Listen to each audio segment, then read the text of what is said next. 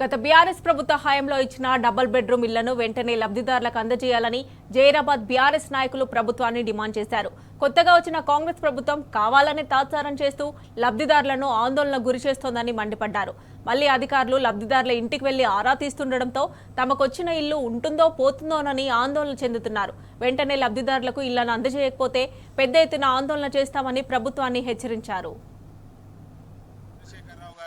పేదల పట్ల ఆలోచించి మా జిల్లా అప్పటి మంత్రివర్యులు హరీష్ రావు గారి ప్రత్యేక చొరవతో స్థానిక ఎమ్మెల్యే మాణిక్రావు గారి కోరిక మేరకు జైరాబాద్ పట్టణంలో ఉన్నటువంటి నిరుపేదలు గూడు లేని వారి కోసం ఇక్కడ పోతికే గ్రామంలో 10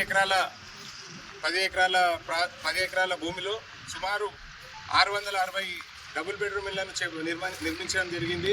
ఈ యొక్క డబుల్ బెడ్రూమ్లను 2023 సంవత్సరం అక్టోబర్ 7న అప్పటి మంత్రివర్యులు హరీష్ రావు గారు ప్రారంభించి ఇక్కడ ఉన్నటువంటి లబ్ధిదారులకు ఎవరైతే లబ్ధిదారులు ఉన్నారో వారికి పట్టాలను కూడా అందించడం జరిగింది. కానీ ఇప్పటికి కూడా 2 సంవత్సరాల కాలం పూర్తయినప్పటికీ కూడా కొత్తగా వచ్చిన కాంగ్రెస్ ప్రభుత్వం లబ్ధిదారులకు ఇళ్లను ఇప్పటివరకు అప్పచెప్పట్లేదు. ఏదో కుంటు సాకులు చెప్పి వీటిని వాయిదా వేసి వస్తున్నారు. కాంట్రాక్టర్కు రావాల్సిన డబ్బులు రాలేవని చెప్పి గతంలో ఇళ్లను ఇస్తలేమని చెప్పారు. కానీ కాంట్రాక్టర్కు రావాల్సిన డబ్బులు కూడా కాంట్రాక్టర్కు అందడం జరిగింది. మేము జైరాబాద్ పట్టణ బీఆర్ఎస్ పార్టీ పక్షాన ఒక్కటి డిమాండ్ చేస్తున్నాము.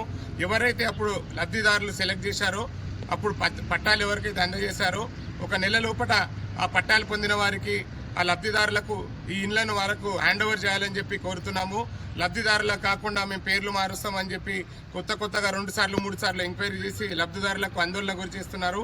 లబ్ధిదారుల పేర్లు మాత్రం మారిస్తే మాత్రం మేము దానికి తీవ్రంగా పోరాడవలసి వస్తుంది.